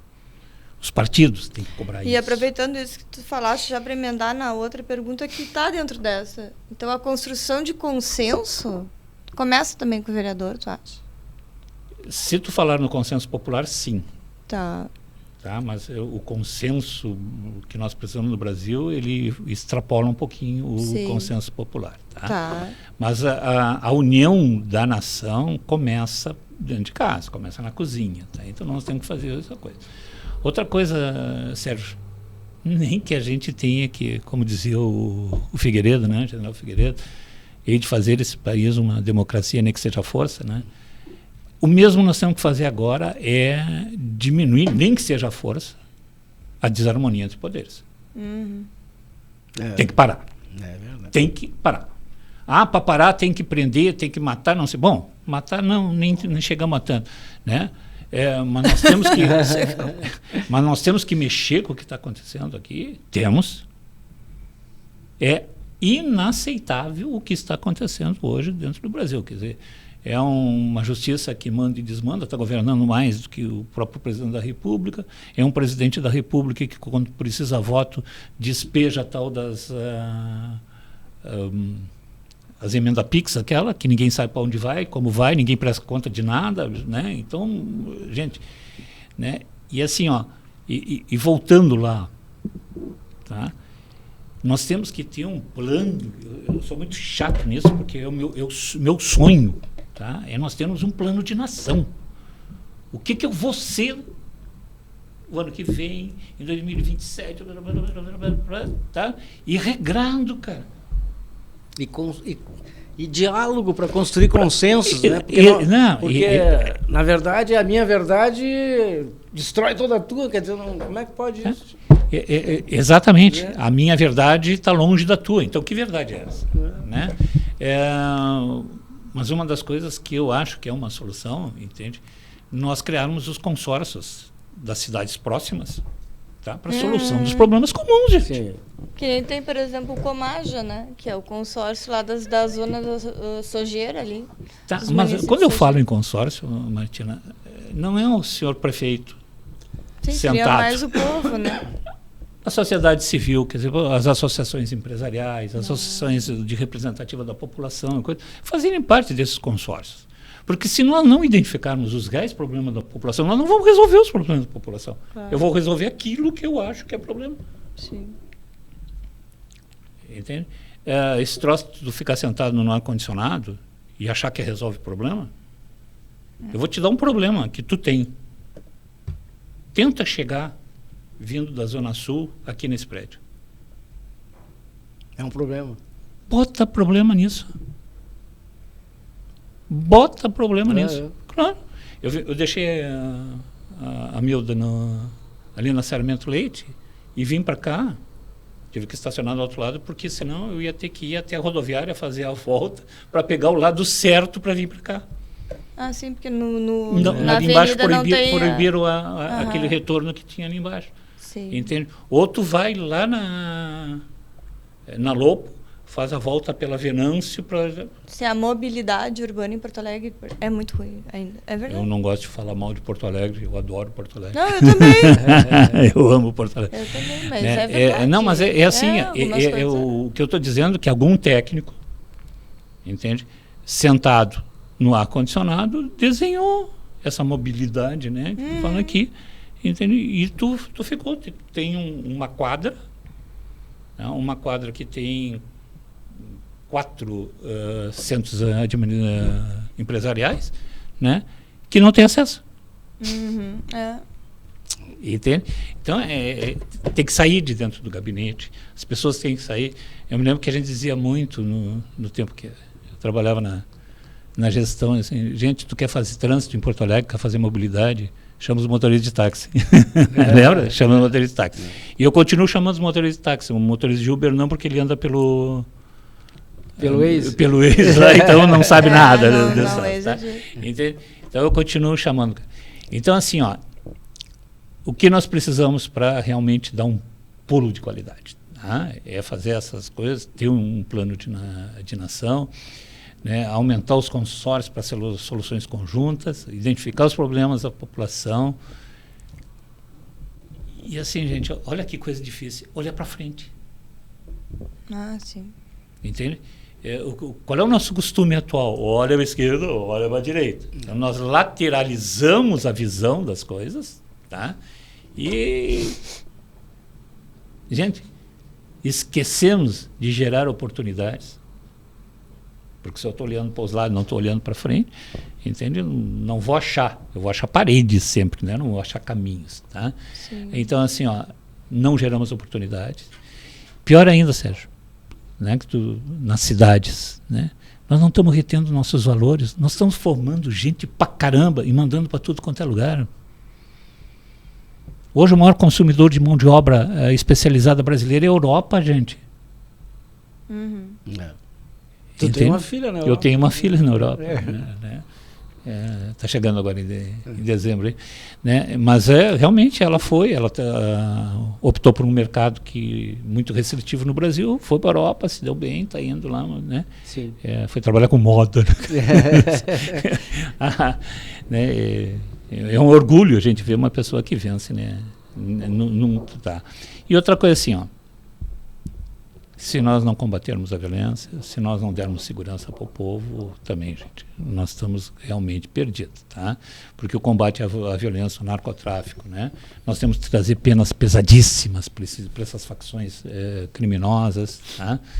O Brasil não tem pena de morte, eu concordo, né? Mas eu não posso deixar um assassino, um cara que matou 2, 3 pessoas, que tomou 72 anos como um último que foi condenado aí, tomou 72 anos de cadeia e só pode cumprir 36. E quantos policiais chegam no gelo aí, né? Prende, solta e prende, solta e prende, solta. Não é o policial, não. É o juiz que solta. Sim, o policial... Mas eu estou dizendo, o policial fica enxugando o gelo. Não, mas é isso. Eu anotei aqui, ó. Eu disse assim, ó, tá? É que, né, assim, ó, nós temos que fazer penas pesadas, tá? Mas que, lamentavelmente, essa gente são os clientes preferenciais da justiça, né? Que tem direito, inclusive, ao laudo climatizado, né? Nas delegacias, com direito a cafezinho, lanchinho, não sei o quê. É isso que nós estamos... Se nós não mudarmos isso, gente, não tem mais. Jaime, essa abstenção é de 34% nas eleições de Porto Alegre, né? Que recado deixa pra gente? 34%, né? Olha, o Porto Alegre até a pandemia, tá? Não vou chamar, não vou diminuir, tá? A pandemia, ela ela vinha acompanhando a situação nacional, tá? Porto Alegre vinha na casa dos 20, 21, de vez em quando 23 e coisas para, tá? Ficava nisso. A pandemia, ela foi um momento de um alto desgaste da população, aquela coisa toda, subiu para 30%, né, no Brasil inteiro. E Porto Alegre acompanhou isso, né? E isto se repete agora. Os mesmos 30%. Em nível Brasil, Porto Alegre começa com 31% e termina, na verdade, com 40%, se tu for fazer Se somar branco e não sei o que. Ninguém vai conseguir me fazer entender que uma pessoa levante de casa, venha até a sessão eleitoral e o nulo. Não dá para entender. Não, realmente não dá para entender. Fica em casa. Fica em casa, paga 3 pila pelo...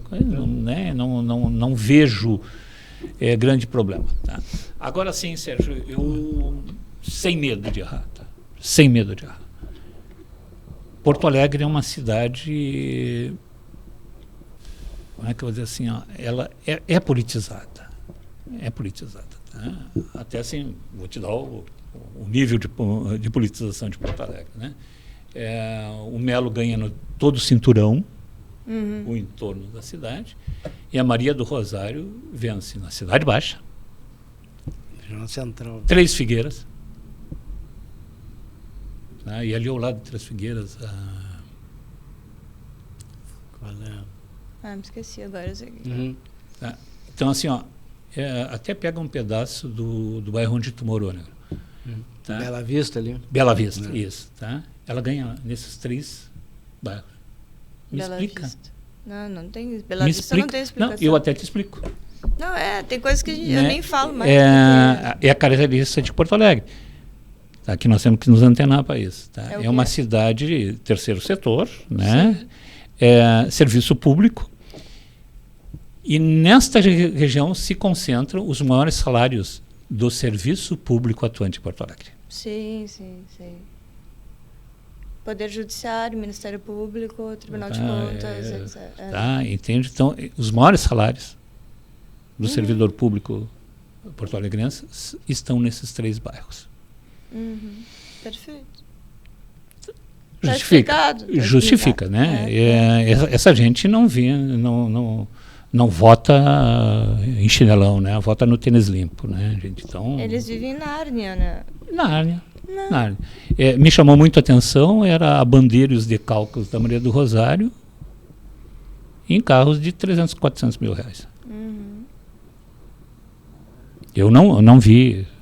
Pode até ter, eu não vi. Socialista de iPhone. Não, em Chevette, Gol, não vi. Entende? Não, realmente não vi. É aquele troço assim, eu sou socialista enquanto o meu bolso está cheio. Né? Porque, como dizia a Thatcher, né, a Margaret Thatcher, o socialismo acaba quando termina o dinheiro dos outros. Né? Então, exatamente isso. Pão e né? circo para o povo. Né? Porto Alegre, Sérgio, assim, ó, esses 31% era... 34%. Né? Ele nos sinaliza, entende, de maneira bem pesada, tá? a descrença. Tá? Mas como Porto Alegre é uma cidade politizada e muito bem informada, tá?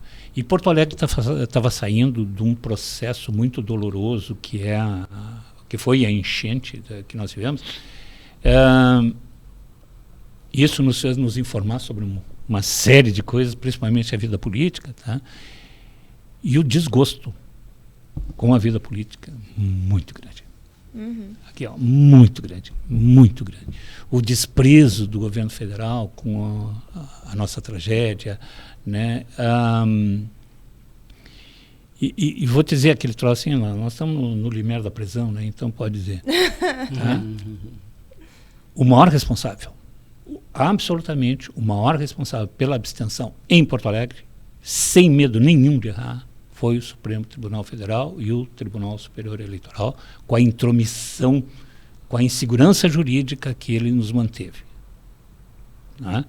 É triste a gente dizer isso, entende? Mas aqueles que deviam nos proteger nos expuseram a um perigo muito grande, porque 34% de abstenção, gente, pelo amor de Deus, tá? E isso é uma consequência clara, objetiva, da intromissão da justiça no processo eleitoral. Entende? Tipo assim, ó, tiraram a propaganda do Melo, porque o Melo chamou ela de Mariazinha. Chamaram ele de corrupto e o juiz que disse que era natural, que era da vida pública. Não, eu vi. Entende? Aí o outro... um desembargador lá, né, leu o recurso e disse, não, volta com a Mariazinha, tá? Mas ela conseguiu no último dia uma retratação, um direito de resposta em cima do Mariazinha. É a judicialização da política. A gente começou falando nisso, que isso, como eu chamei... A politização da justiça. Foi aquilo que eu disse, é uma doença autoimune, cara. Entende? E pior, né? Difícil reversão. Pior, porque ela começou lá nas cortes supremas, né? E se transformou numa endemia, né? Então contaminou todo o judiciário. Qualquer juiz se dá o direito de... eu entendi assim. Calma, chefe. Com base em quê? Não, a minha percepção. Né? Então, aqueles brocados, né? Martina, tu que é advogada, de que a primeira instância né, cumpre a lei, certo? É dever, é obrigação da primeira instância ajustar, né, o debate à lei. Só, o limite, né, do conflito é a lei. Então, se tu veio até mim, eu vou, né, é o espírito salomônico, né, é a lei, né? A segunda instância, tá, ela distribui justiça. Isso, aí sim. Então, é mais de uma pessoa que faz um debate, um bom debate sobre o assunto, e busca, dentro dos aspectos legais, tá, como melhor se enquadra a situação para distribuir justiça, que seja feita a justiça ao conflito. Tá? Essa é a função da segunda instância. A terceira instância, que seria o STJ, né? Tá? Ele nem aplica a lei, nem distribui justiça, ele mede, ele é um aferidor do processo. Exclusivamente. O cara aqui, ó, tá dentro da lei. Ele vai sanear algumas coisinhas, mas ele, em teoria, não deveria entrar no mérito do julgamento. Certo? Tanto é verdade isso que a grande discussão hoje no Brasil é a pressão em segunda instância. A terceira instância é um aferidor só. Tá? E quarta instância não existe no Brasil. Sim, mas o Supremo... A quarta é a única. Mas este é o outro problema no Brasil, que o Supremo se deu o direito de julgar o que os outros julgaram. Porque quando vai para o Supremo, ele não mede processo, ele julga. Ele faz um novo julgamento. Antigamente as decisões ficaram quase prontas. O mérito já foi julgado em primeiro grau. Mas é exatamente isso, entende? A justiça já foi distribuída em segundo grau, aquela coisa toda. Né? O Superior Tribunal Federal, de acordo com a Constituição brasileira, é o Tribunal Constitucional. Tá? Portanto, as decisões do Supremo, elas não podem ser únicas, elas não podem se dirigir a uma pessoa. Tá? Toda vez que tu examina um incidente constitucional, é de abrangência geral. Exato. Se tiver repercussão. Tá? Direito criminal, passado na terceira instância, não tem como ir ao Supremo. Não tinha, né, gente? Se tu pega a Constituição e vê a competência, tu pega a LOA e vê a competência, não. O direito penal, ele se extingue no Superior Tribunal de Justiça. Perfeito. Né? Aí os caras inventaram, não. Agora é eu que julgo tudo. Teve um erro processual lá em Curitiba e nós vamos ter que dar uma corrigida no CEP. Coisa que já tinha passado, já tinha sido levantado, já tinha sido julgado. Tá? E outra coisa que tem que terminar, Sérgio e Martina, são as decisões monocráticas. Isso é realmente... Né, não é instrumento legal. Não é instrumento legal. Entende? É um instrumento de defesa do condenado, só. Eles transformaram isso, né? É terrível, é realmente terrível. Tu vê um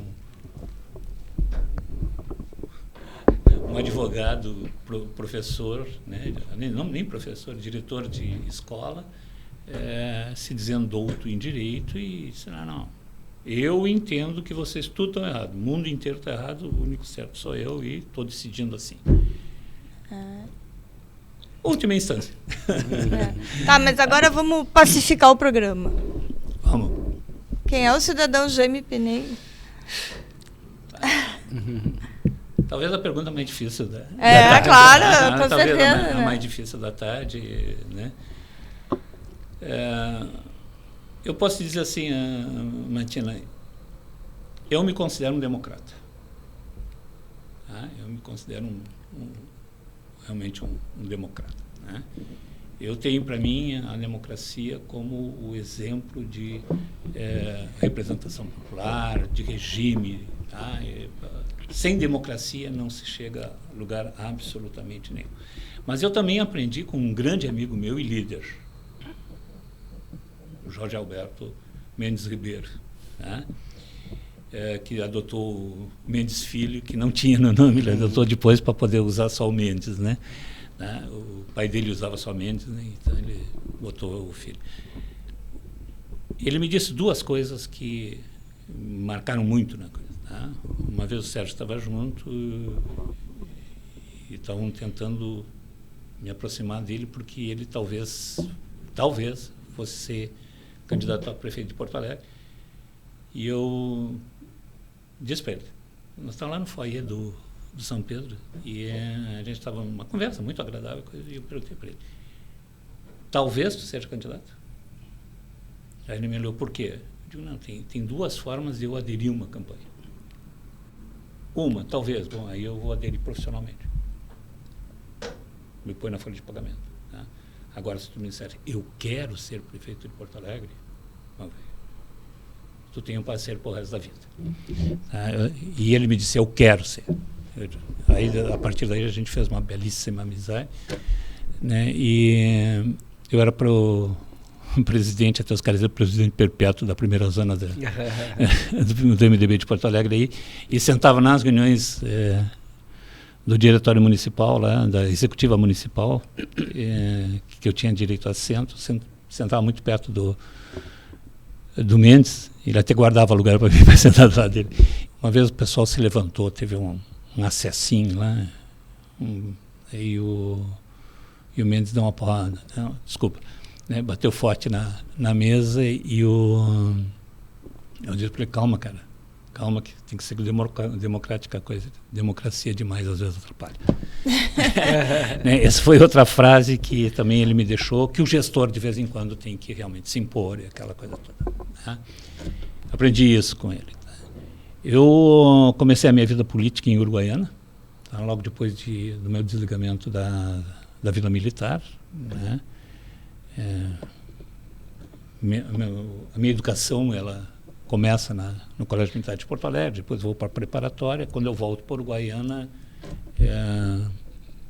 encontro na presidência da União Estudantil de lá um colega de colégio militar também, o Osi Vieira Lopes, e ele me chama, tu tem que ser meu secretário-geral. Eu fui trabalhar com ele como secretário-geral, daí há 6 meses eu era presidente terminava o mandato dele, eu assumi como presidente. Lá começou a minha vida política, vamos dizer, orgânica, né? Tá? Aí eu vim embora para Porto Alegre. Aqui em Porto Alegre eu não me envolvi diretamente com a política estudantil, porque no DCE tinha um pessoal que era arena, então... Né? Aí eu fiquei fora do movimento, porque na época eu já estava ligado ao MDB. Tá? Mas eu participei muito dos movimentos políticos naquela época, aqui, a famosa Carta de Porto Alegre, né? A Carta de Porto Alegre, as Diretas Já, né? Uma série de coisas aqui que a gente trabalhamos na primeira campanha da democratização, essa coisa toda, blá, blá, blá, blá, blá, tá? Aí depois eu entrei em definitivo no MDB e já entrei dentro de uma campanha. Tá? A minha aproximação com o Sebastião se deu Belo, né? Ele era o coordenador operacional em Porto Alegre da campanha do Simão, lembro? E ele, a sede, o comitê, era ao lado da minha casa. Então, aí, muitas reuniões da coordenação de campanha, que eu terminei fazendo parte depois, eram feitas na minha sala. Tá? Que não tinha lugar dentro do comitê, a gente queria falar mais reservado, a gente ia para lá. Tá? Depois entrei na vida orgânica do partido, fui presidente da primeira zona, 6 mandatos de campo. É verdade. Mas eu tenho assim, duas coisas que... O meu período de gestão não conta, né? Mas tem duas coisas que pegaram muito, muito forte na minha vida política. A primeira mulher presidente de zonal em Porto Alegre foi a Mari Peruso, que eu fiz ela presidente. Eu tinha avisado que não ia ser mais presidente, né? E que se articulassem como presidente, aí no fim não estavam se articulando, não sei o quê. Eu cheguei na convenção e eles não tinham nome. Eu digo, é tu.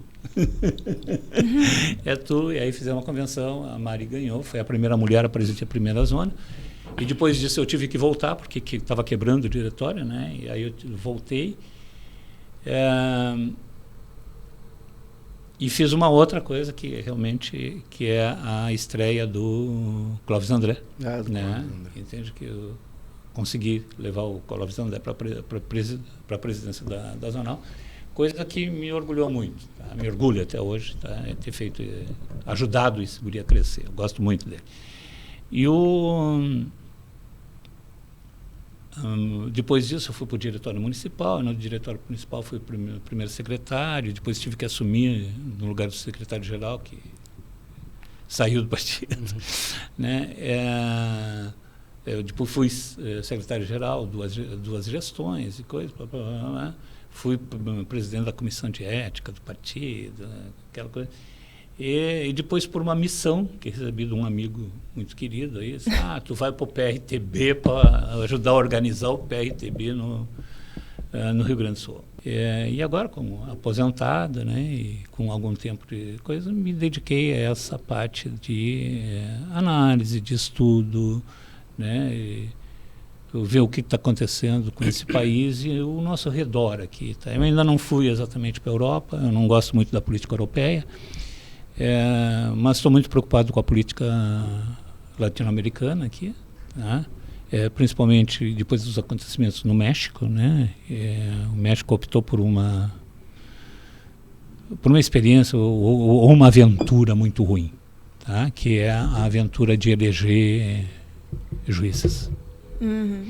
Um país como o México, que é igual ao Brasil, não difere, nesse aspecto não difere muito do México, é dominado pelo narcotráfico. Aí tu vai começar a eleger juízes, então eles vão eleger os juízes, não há a menor dúvida disso. Tá?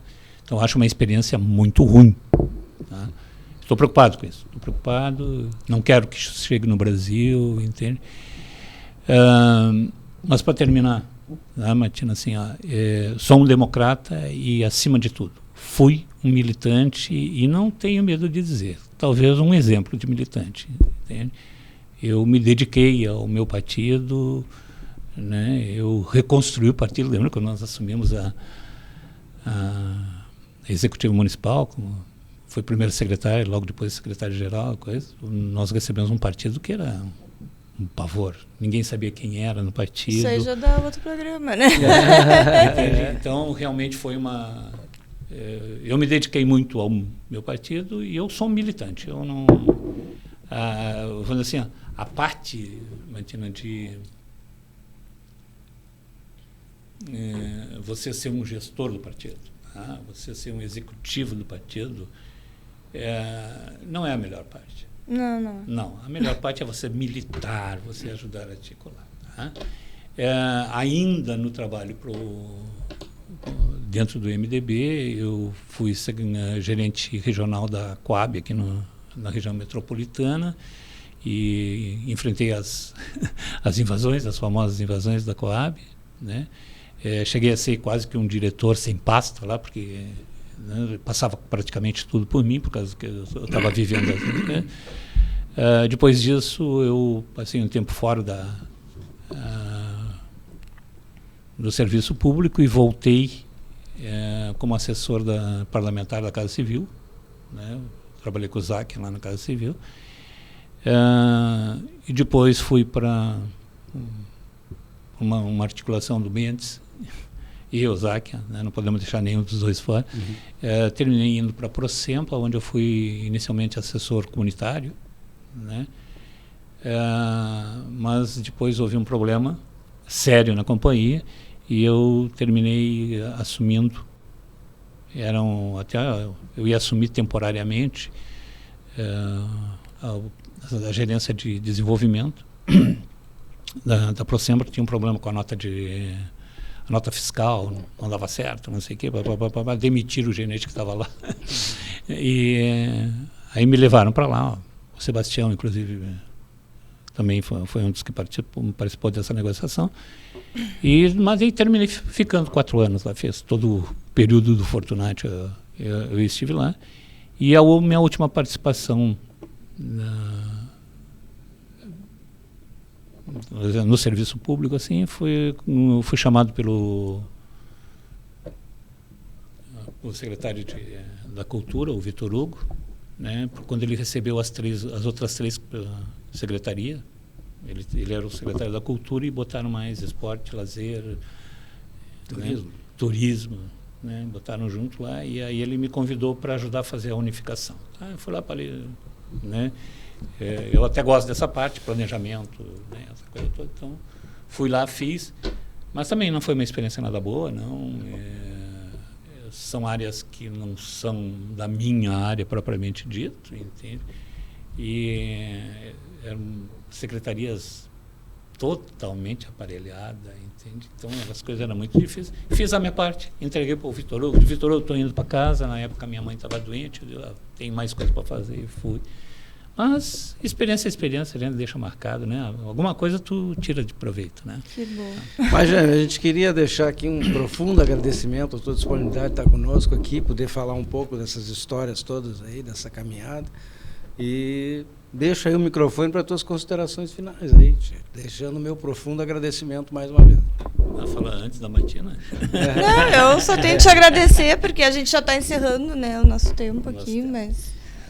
Então, só quero dizer para vocês, obrigado pelo convite, espero que tenha satisfeito, né, a curiosidade de vocês aí, né, não me julgo, realmente não me julgo especialista em absolutamente nada do que nós conversamos, né, eu sou um curioso em absolutamente tudo que nós conversamos, né, mas espero ter trazido alguma contribuição e, se houver a oportunidade de nós estarmos juntos de novo, estaremos, tá? Obrigado pelo convite. Será um prazer. Obrigada, Jaime, pela tua participação e obrigada pela participação de vocês e vocês que ficaram até esse momento no canal. Está naquela hora de se inscrever, curtir, comentar e compartilhar.